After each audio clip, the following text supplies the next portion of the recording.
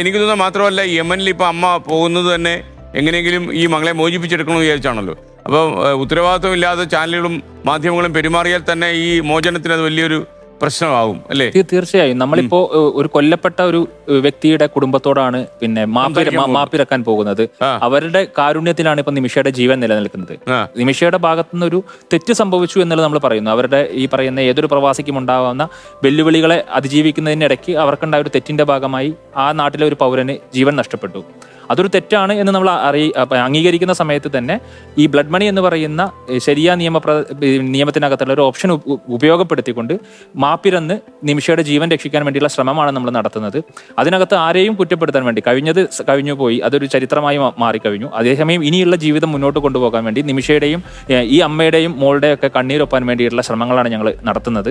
അതിന് ഈ കേരളീയ സമൂഹത്തിന്റെ പൂർണ്ണമായുള്ള പിന്തുണ ഉണ്ടാകണം. അതിനകത്ത് നമ്മൾ പലപ്പോഴും കാണുന്നത്, നേരത്തെ SKN സൂചിപ്പിച്ചതുപോലെ, വിവിധ സോഷ്യൽ മീഡിയ, ഈ പറയുന്ന യൂട്യൂബേഴ്സ് ഉൾപ്പെടെയുള്ള ആളുകൾ കഥയറിയാതെ അവർ പല കഥകളും പിന്നെ നമ്മുടെ സമൂഹത്തോട് വിളിച്ചു പറഞ്ഞുകൊണ്ടിരിക്കുകയാണ്. മാത്രമല്ല, അഡ്വക്കേറ്റ് സുഭാഷ് ചന്ദ്രൻ ശ്രദ്ധിച്ചെന്നറിയില്ല, ഈ സങ്കടകരമായ സാഹചര്യം ഇതിലൊക്കെ വർഗീയത കുത്തിക്കലർത്താനാണ് ആൾക്കാർ ശ്രമിക്കുന്നത്. നമ്മൾ ശരിക്കും ഒരു മനുഷ്യനെ ഒരു ജയിലിൽ നിന്ന് രക്ഷപ്പെടുത്താൻ ശ്രമിക്കുമ്പോൾ അയാളൊരു മനുഷ്യനാണെന്നുള്ള പരിഗണനയെ നമുക്കുള്ളൂ. പക്ഷെ ഇതിനൊക്കെ പിന്നാമ്പുറ കഥകൾ ഉണ്ടാക്കി വേറെ കളറൊക്കെ കൊടുത്ത് നമ്മൾ തന്നെ അത്ഭുതപ്പെട്ടു പോകുന്നുണ്ട്. നമ്മുടെ മലയാളികൾ ഒരു ഭാഗത്തൂടെ 34 കോടി രൂപ പെട്ടെന്ന് തന്നെ 4-5 ദിവസങ്ങൾ ബാക്കി നിൽക്കേ അതിനു മുമ്പേ തന്നെ പണം സ്വരൂപിച്ചെടുക്കുകയൊക്കെ ചെയ്തിട്ട് പിറ്റേന്ന് വേറെ കഥകൾ വരുന്നുണ്ട്. ഈ റഹീമിന്റെ കാര്യത്തിലല്ലേ നിമിഷപ്രിയയുടെ മോചനവുമായിട്ട് ബന്ധപ്പെട്ട് കഥകൾ പ്രചരിക്കുക. അപ്പൊ ഈ കഥകൾ പ്രചരിക്കുന്ന ഒന്നും താങ്കൾ പറയുന്ന പോലെ ഇതിന് ഈ കേസിന് ഗുണം ചെയ്യില്ല.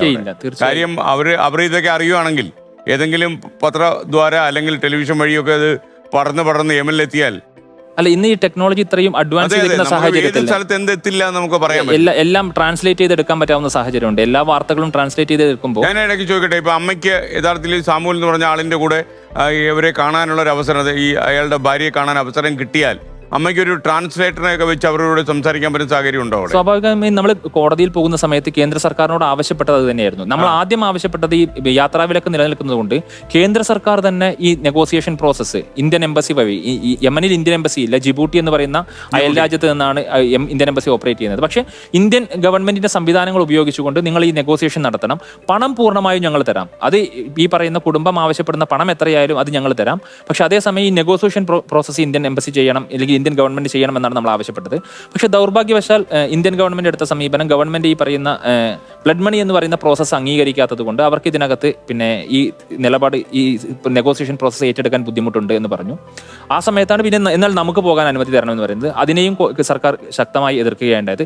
ആ സമയത്താണ് കോടതി പറഞ്ഞത്, ഈ വധശിക്ഷയിൽ നിന്ന് രക്ഷപ്പെടാൻ ഒരാൾക്ക് അവസരമുണ്ടായിരിക്കെ ഈ രണ്ട് നിലപാടും ഒരുമിച്ചെടുക്കുന്നത് ശരിയല്ല. ഒന്നുകിൽ നിങ്ങൾ ആ പ്രവർത്തനം ഏറ്റെടുക്കണം, അതല്ലെങ്കിൽ നിങ്ങൾ അവരെ അത് ചെയ്യാൻ അനുവദിക്കണം. ആ അമ്മയ്ക്ക് മകളുടെ ജീവൻ രക്ഷിക്കാനുള്ള അവകാശമുണ്ട്, അപ്പോൾ അവരെ പോകാൻ അനുവദിക്കണം എന്ന് പറഞ്ഞിട്ടാണ് ഡൽഹി ഹൈക്കോടതി ഞങ്ങൾക്ക് പോകാൻ വേണ്ടിയിട്ടുള്ള അനുമതി ഇപ്പോൾ തന്നിട്ടുള്ളത്. എന്തായാലും അമ്മയുടെ ശ്രമം വിജയിക്കട്ടെ. മലയാളികളെല്ലാവരും അവർ അണിചേരും ഇതിനകത്തെന്നാണ് എനിക്ക് തോന്നുന്നത്, അല്ലേ?